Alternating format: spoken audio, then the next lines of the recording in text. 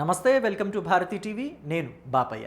CBI అప్పుడు అల్లము ఇప్పుడు బెల్లమా అని చెప్పి ఈ వీడియోకి నేను ఒక టైటిల్ పెట్టాను. దానికి కంటిన్యూషన్గా చూసినట్లయితే జగన్ గారి జ్ఞాన గుళికలు అని కూడా పెట్టాను. ఎందుకు అలాంటి టైటిల్ పెట్టాను? ఇంతకీ జగన్మోహన్ రెడ్డి సిబిఐని అప్పుడు వద్దనడం దేనికి, ఇప్పుడు కావాలనడం దేనికి? జగన్మోహన్ రెడ్డి వదిలిన జ్ఞాన గుళికలేంటి అని చెప్పి పూర్తి డీటెయిల్స్ ఈ వీడియో ద్వారా తెలియజేస్తాను. ఎక్కడా స్కిప్ చేయకుండా ఎండ్ వరకు చూడండి. ఆంధ్రప్రదేశ్ మాజీ ముఖ్యమంత్రి వైఎస్ఆర్ కాంగ్రెస్ పార్టీ అధినేత వైఎస్ జగన్మోహన్ రెడ్డి వ్యాఖ్యలు ఎప్పుడూ సంచలనమే. ఎప్పుడూ కూడా ఆయన వ్యాఖ్యల్లో నిలకడ ఉండదు.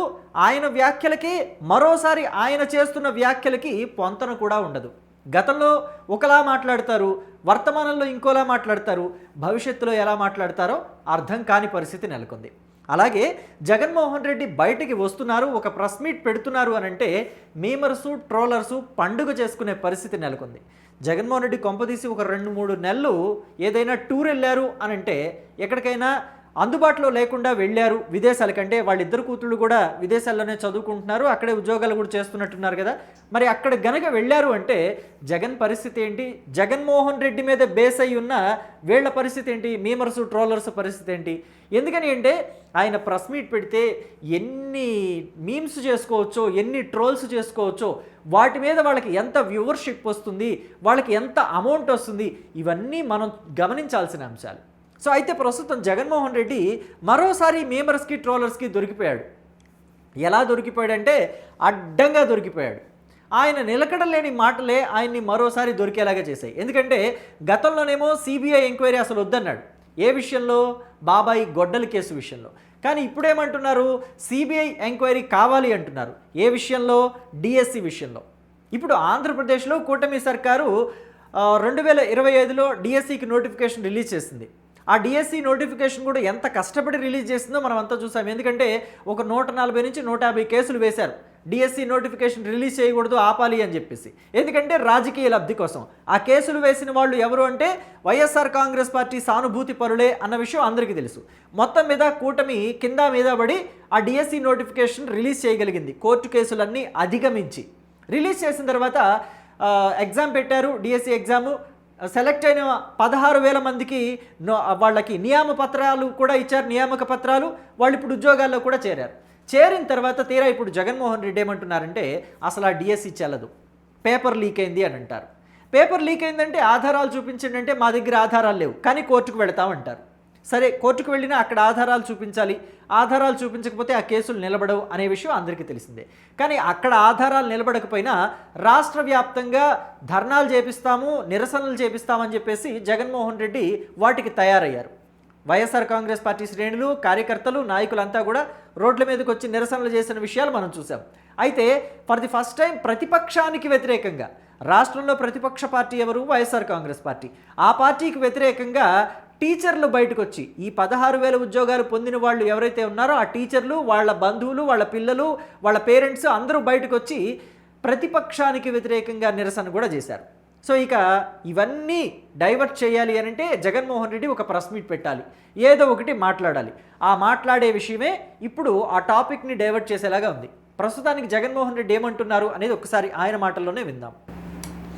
నోటిఫికేషన్ వచ్చిన ఈ డిఎస్సి విషయంలో జరిగిన లీకేజ్, అక్రమాలపై మేము ఇప్పటి వరకు ఏ అంశాలు అయితే ప్రజల ముందు ఉంచామో అవన్నీ కూడా వాస్తవమేనని క్రమంగా ప్రభుత్వమే అంగీకరించే కార్యక్రమం కూడా చేస్తుంది. ప్రభుత్వం ఎక్కడా అంగీకరించలేదు. పేపర్ లీక్ అయిందని జగన్మోహన్ రెడ్డి, వైఎస్ఆర్ కాంగ్రెస్ పార్టీ కార్యకర్తలు, నాయకులు అన్నారు. ప్రభుత్వం పేపర్ లీక్ అయిందని ఎక్కడ ఒప్పుకుంది? అలాగే నియామకాల్లో అక్రమాలు జరిగాయి అంటే స్పోర్ట్స్ కోటాలోనో లేకపోతే రిజర్వేషన్ కోటాలోనో అక్రమాలు జరిగాయి అని చెప్పింది వైఎస్ఆర్ కాంగ్రెస్ పార్టీ. ప్రభుత్వం ఎక్కడ అంగీకరించలేదు. సభలోకి రండి చర్చిద్దామంటే జగన్మోహన్ రెడ్డి వెళ్ళలేదు. సభలోకి వెళ్లకుండా ఆయన ఒక ప్రెస్ మీట్ పెట్టారు.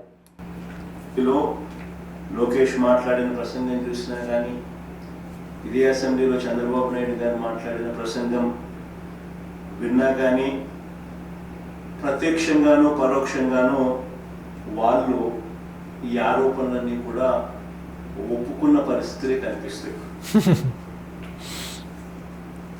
తప్పు చేశారు అని క్లియర్ కట్గా కనిపిస్తా ఉన్నప్పటికీ గింజుకుంటారే తప్ప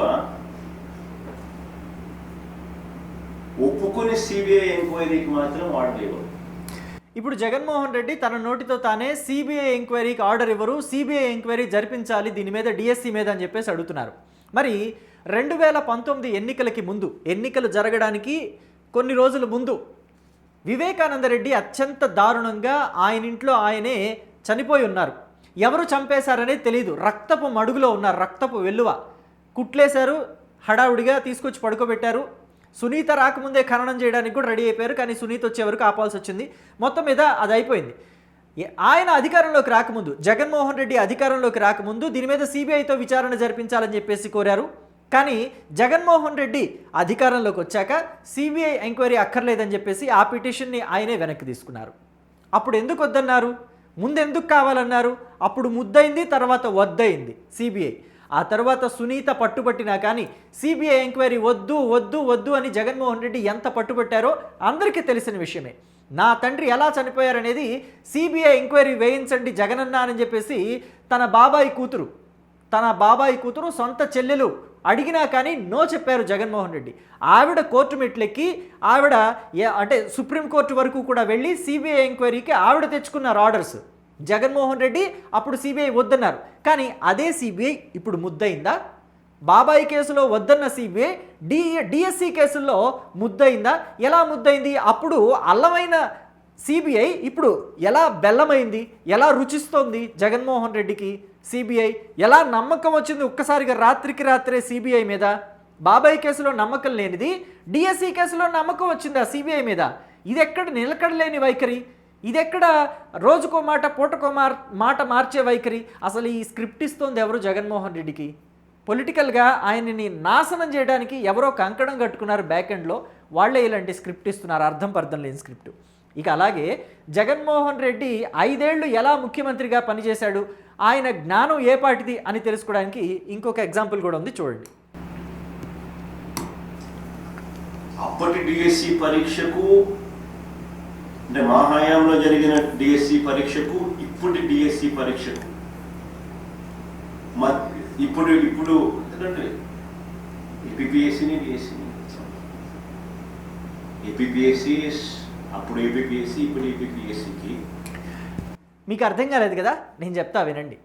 మా హయాంలో డిఎస్సి నిర్వహించాము, అప్పటి డిఎస్సికి ఇప్పటి డిఎస్సికి అని చెప్పి ఆయన ఏదో చెప్పబోయారు. అరే మీ హయాంలో అసలు డిఎస్సి నిర్వహించలేదు జగనన్న అని చెప్పి పక్క నుంచి అధికారులు కొంతమంది, అంటే ఆయనకి సన్నిహితంగా ఉండేవాళ్ళు కొంతమంది నాయకులు కొంతమంది చెప్తున్నారు. మైట్ బి వాళ్ళు అధికారులు కాదు, వాళ్ళు విలేకరులు అయి ఉంటారు, వాళ్ళు కావచ్చు, వైసీపీ నాయకులు కావచ్చు, సరిచేసే ప్రయత్నం చేస్తున్నారు. అది డిఎస్సి కాదు, మీ హయాంలో నిర్వహించింది ఏపీపీఎస్సీ, అది కూడా నోటిఫికేషన్ వచ్చింది 2018లో, పరీక్ష మీరు పెట్టి పేపర్లు మీరు దిద్దారు అని చెప్పి చెప్తున్నారు. సో అయితే అప్పటికి కూడా దాన్ని ఒప్పుకోవట్లేదు. ఏపీపీఎస్సీ అంటేనే దట్ ఈస్ కాల్డ్ డిఎస్సి అని చెప్పేసి చెప్తున్నారు. కానీ తర్వాత పక్క నుంచి ఇంకొకళ్ళు సరి చేశారు, చూడండి.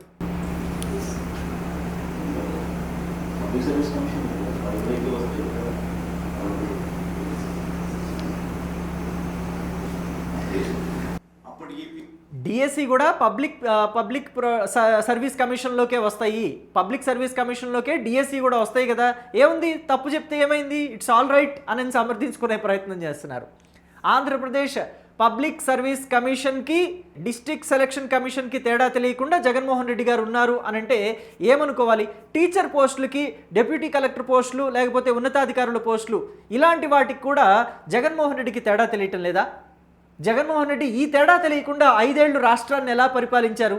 ఈ జ్ఞానం ఏపాటిది జగన్మోహన్ రెడ్డికి ఉన్న జ్ఞానం అని చెప్పి ఇప్పుడు రాష్ట్ర ప్రజలంతా కూడా ఆలోచించే పరిస్థితికి వచ్చింది. అసలు జగన్మోహన్ రెడ్డి ఈ ప్రెస్ మీట్లు పెట్టకపోతే బాగుండు అని చెప్పి వైసీపీ కార్యకర్తలు నాయకులు అనుకుంటున్నారు. ఎందుకంటే ప్రతిసారి కూడా ఏదో ఒక విషయంలో దొరికిపోతున్నాడు జగన్మోహన్ రెడ్డి. గతంలో అనేక మార్లు ఇలాంటి పొరపాట్లే చేసి ఉన్నారు జగన్.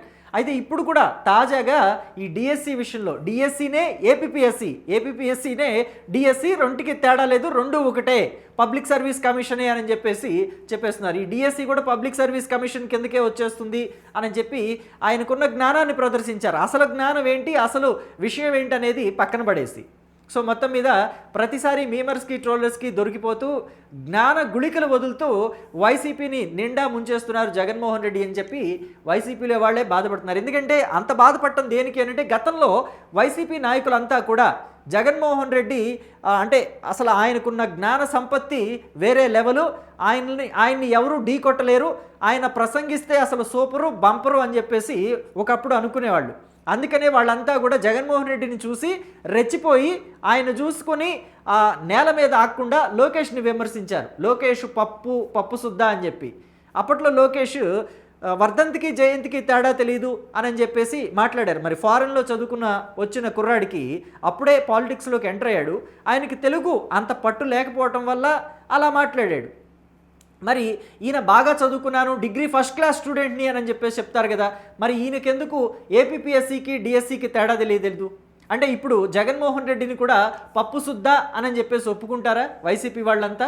పప్పు అని ముద్ర వేస్తారా జగన్మోహన్ రెడ్డికి కూడా? ఏ పప్పుని ముద్ర వేయాలి జగన్మోహన్ రెడ్డికి అని చెప్పి ఇప్పుడు తెలుగుదేశం పార్టీ వాళ్ళంతా క్వశ్చన్ చేస్తున్నారు. గతంలో రోజా అయితే మందబుద్ధి కలవాడిని కన్నాడు చంద్రబాబు నాయుడు అని చెప్పేసి కూడా మాట్లాడారు. మరి ఇప్పుడు రాజశేఖర్ రెడ్డి ఏ బుద్ధి కలవాడిని కన్నాడు అని చెప్పేసి వాళ్ళంతా అనుకోవాలి. ప్రజలంతా అడిగే ప్రశ్నలకి వైసీపీ వాళ్ళు ఏం సమాధానం చెప్పాలి? వైసీపీ వాళ్ళని తలెత్తుకోనివ్వకుండా చేస్తున్నాడు జగన్మోహన్ రెడ్డి అని చెప్పి వైసీపీ వాళ్ళే గ్రౌండ్ లెవెల్లో మాట్లాడుకుంటున్న పరిస్థితులు ఏర్పడుతున్నాయి. మరి దీని మీద మీ అభిప్రాయాన్ని కమెంట్ బాక్స్లో తెలియచేయండి. Thank you.